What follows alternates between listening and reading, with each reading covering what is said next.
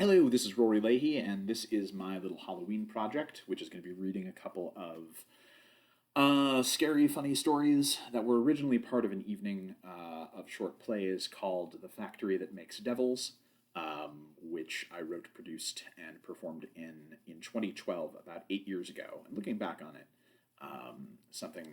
one of my proudest accomplishments in theater, because I think there were some good scripts and some really good performers, and it was a lot of fun. And what I'm going to be doing today is actually going to be reading the prose versions of a couple of those stories, which I'm not as good a prose writer as I am a playwright, I don't think, but hopefully they won't suck. Um, and This is a piece that I think is great. Both of these pieces are actually kind of about dating, so they would also be good for a Twisted Valentine's Day kind of thing, as well as Halloween. But anyway, it's gonna be two short stories and a poem that were all originally plays, and this one really works as a play because it can kick off an evening of plays really well. It's only been done once by someone who wasn't me, and it should really be done by more people. But anyway, this actually became a short story not long after the show because my friend Alexi was looking for fiction submissions for a fiction website, and I turned it into a short story. And anyway, once again, hopefully it doesn't suck. I'm going to read it now. It is called "So You Thought You Might Like to Go to the Show." Tim could not believe his luck. The past 2 days since Clarissa had agreed to go out with him had felt like a dream, and now here it was happening, and from all indications, he was fully conscious. Tim was a reasonably confident guy, and he'd dated some lovely women before, but Clarissa possessed a superhuman level of beauty that any rational mortal should surely consider out of his league. Her long red hair, her green eyes, but something about her was pleasant and inviting, so that it actually hadn't taken much courage at all to ask her out, after only 2 occasions of light chatter in the used bookstore where she worked. Clarissa told him she was an actress in local stage productions. Tim felt if she was half as talented as she was beautiful, she could go straight to Hollywood stardom. He told her so. She laughed and told him that at 25, she was far too old for that. He did not believe this. After their third conversation, he asked her casually if she wanted to hang out sometime. She smiled brilliantly and answered totally, which made his heart soar. She smiled brilliantly and answered, oof, I'm rereading the same lines. Sorry about that. He couldn't believe she didn't have a boyfriend. Girls like her had boyfriends. Or maybe she did. The most anxiety inducing thing she'd said to him was when she alluded in Facebookian fashion to her situation being a little complicated. But she had quickly followed up with, but I would really love to hang out with you, which he'd found extremely reassuring. She said some friends of hers were in a play Friday night, and she asked Tim if he'd like to go with her. He answered yes in a heartbeat. And there they were, in a storefront theater space with maybe 15 or 16 other people in the audience. It was a youngish crowd, mostly 20 somethings like themselves, although there were a few gray hairs scattered amongst them.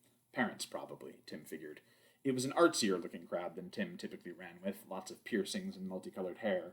Clarissa herself wore fitted jeans and a tight black t shirt. Tim felt self conscious in his dress shirt and slacks. This was Clarissa's scene, and he wanted to feel like he belonged.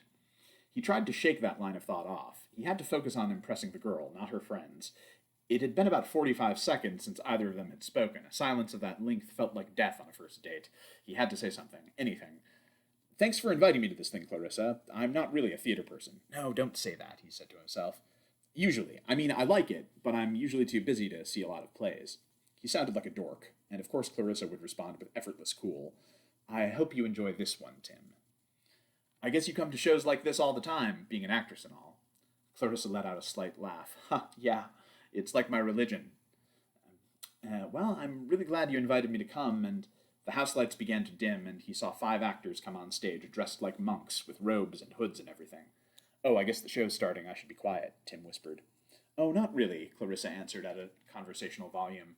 This show is sort of audience participation. Oh, okay. After a moment, he added, so it's a play about monks, huh? That sounds like it might be kind of cool. The 5 monks just kind of stood making prayerful gestures. Then they formed a circle and joined hands and started rotating around, not saying anything. Tim supposed this sort of thing was why he never really got into theater. The girl was more than worth it, though. This is how theater started, Clarissa continued. Religion, ritual. God, she was so smart and alluring. With the Greeks, right? Tim offered, hoping that would impress her. Oh, long before them, Clarissa answered, deflating him only mildly. My religion began long before the ancient Greeks were twinkles in the Achaeans' eyes. By people we don't have names for anymore, in a time and place that's long been forgotten. It was before civilization, she continued authoritatively in an unbroken lecture, before sanitation, before man deluded himself into believing that he could build a cocoon of bland safety for himself, made of penicillin and fast food and air conditioning, before we convinced ourselves that we could just wash all the blood and sweat and cum out of our existences, a time when our ancestors fully understood the inherent horrors of the night, and instead of making feeble attempts to run from them, they ran forward to embrace them, knowing that appeasing them was the best hope of survival, however slim.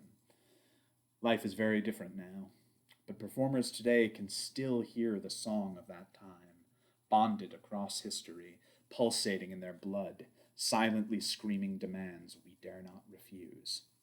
Wow, Tim said, trying to fully digest what Clarissa had just said. You're a really interesting girl.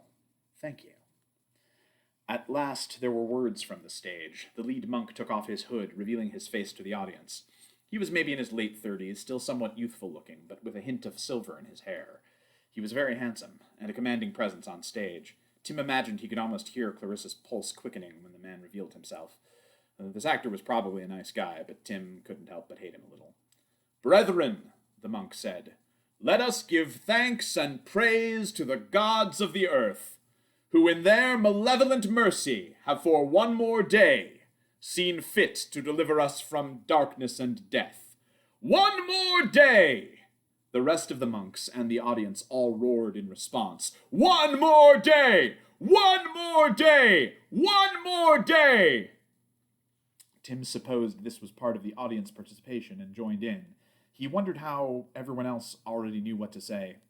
Theater people, he supposed. I've never seen a play like this before, he blurted out stupidly after the chanting died down. Very few people have, Clarissa told him. This is real theater, the true ritual, not the pale shadow of the art that is practiced in the wider world today. Clarissa suddenly put her hand down his crotch. This was welcome, but somehow made him almost as nervous as it did thrilled and elated, and he couldn't say quite why. She nuzzled her face against his cheek and whispered in his ear as she began to softly rub his private parts. This is the only place where you can feel the sweet fucking release that comes from the bloody resolution of the conflict. Tim closed his eyes and took a deep breath. If this was a dream, he would enjoy it. She withdrew her hand. He looked around furtively and saw that other people seemed to be getting pretty friendly with each other, too. It was apparently that kind of party. Tim had never been invited to that kind of party, though he had come close once or twice in college. He decided the appropriate thing was to respond in kind, placing his own hand gently along the seam of Clarissa's pants. She smiled with satisfaction, but took his hand in hers after a moment. Tim focused again on what the monk was saying, as Clarissa seemed to be. For centuries, men have looked to their gods in the sky, imagining they would find protection from them. They have always been disappointed. Clarissa and the rest of the audience laughed uproariously at this. Tim had to conclude it was some kind of sophisticated literary humor that he just didn't get. We, the elect, can be secure in our knowledge that the gods of the earth, they who dwell in the darkest depths of this world unseen to nearly all, are always watching us. But the gods of the earth demand an offering of blood, and if it is not to be ours, it must be another's. Clarissa and the rest of the audience then cried out, Another's!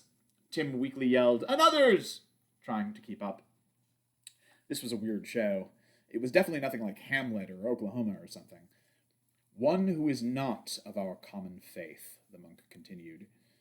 Blood of an ignorant innocent. For innocence is but ignorance differently spelled. Where might we find the gods' rightful prize? He asked the audience. Who among you has done themselves the good turn of bringing an outsider before us? To Tim's surprise, Clarissa was the one to answer. "I have, my lord." The monk approached their seats and looked directly at Tim. "This one is fine and strong. You do honor to us and to yourself. Thank you, my lord."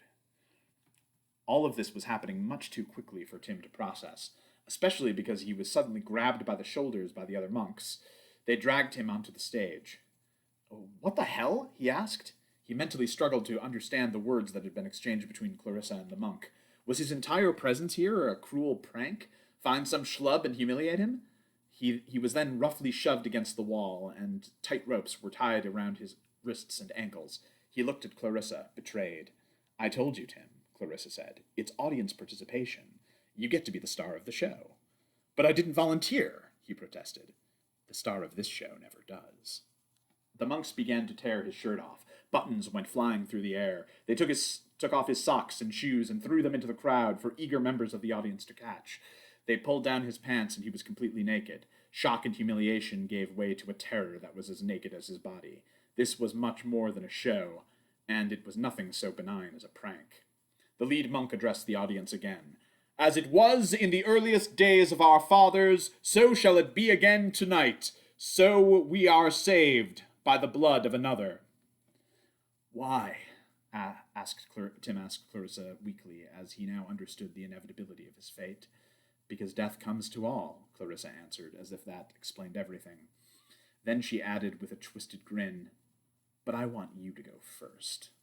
The lead monk pulled a multi-pronged silver knife out from underneath his robes. "Oh God, there are no gods in heaven. There are only the gods of the earth," the monk said directly to him. Tim screamed in agony as the knife sliced through his stomach. He watched a fountain of his own blood gush out onto the stage. He had never really thought about how much blood he had been carrying around inside his body before. It was a strangely casual thought he had as the shapes that defined his world began to fade from view. As his vision dimmed, he believed he saw glimpses of other places, other times, where his fate had been visited upon countless other men, women, and children. Many different stages, but always the same basic setup. Players and an audience. Only the audience wasn't human. They were animals. No.